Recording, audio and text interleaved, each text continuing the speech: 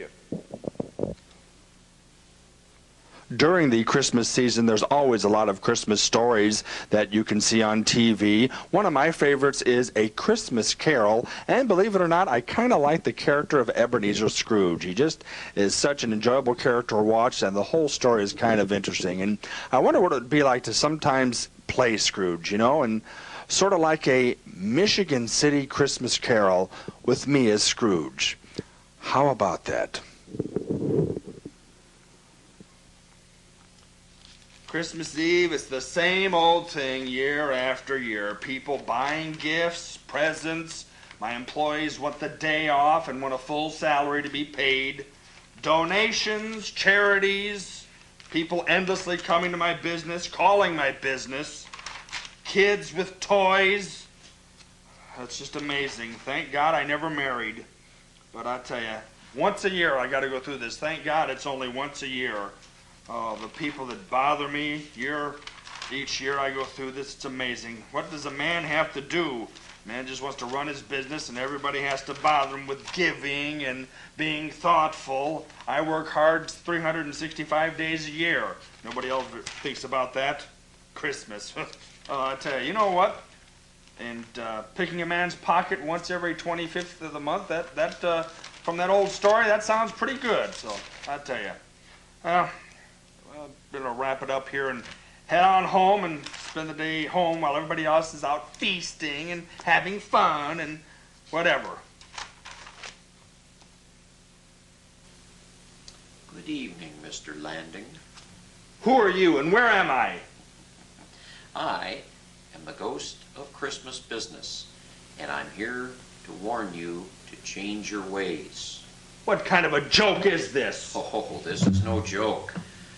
You have mistreated, used, and hurt people for more than 20 years.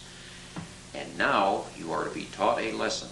Outrageous! You are not my judge or keeper of my affairs. Oh, but I am. You will be visited by several people who will point out your misgivings. I myself think that you have misguided yourself by dealing with numbers and figures instead of dealing with people. But numbers and figures are my business. Oh, but you have foreclosed on people. You have taken them from their farms and from their homes. And you have never learned the act of giving.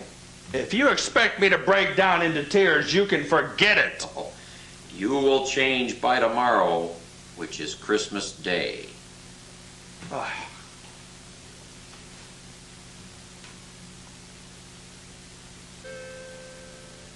Who are you? Why, I am the spirit of Christmas music. What do you want from me? Mr. Landing, you don't remember. You reneged on a $7,000 grant to my college music department. I assure you there were far more worthier grants to be placed at the time. Ah, but you don't realize. That would have expanded the classes at the school, added a master's degree to our program, provided some new instruments, as well as public concerts in the parks. I assure you that if the school music department should close down, the university shall survive. I will see to it, personally, that you are removed from the college board. Your petty threats bore me. Now please be off. Heed my warning, Mr. Landing.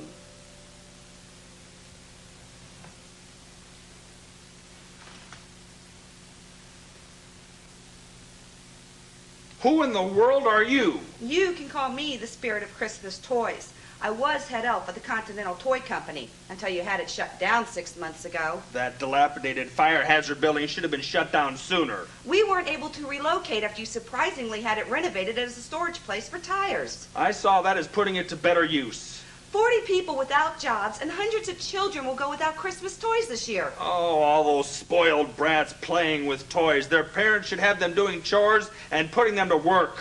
Is that all you see? What about the smile a toy gives a child? Or some can be educational. Save your sermon for a prayer meeting.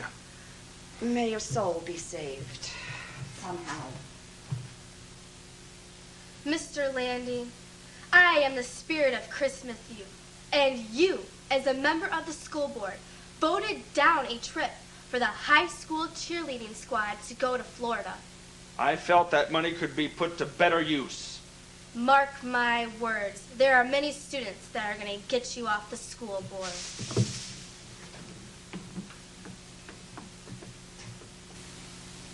Greetings, I am the spirit of Christmas Needy. What is it that you want of me? You tore down 2 buildings that were used to house the poor and the homeless. Ha! Deadbeats who didn't want to have a job. They just wanted to have a free place to stay. Most of them belonged in prison. Some of them can't work, and those buildings could have been renovated. Instead, over 100 people have nowhere to go. Paying taxes on those terrible buildings so those vagrants could have a place to stay was a waste. When you're sitting by your fireplace in your mansion on Christmas Eve, remember those homeless. I will do no such thing.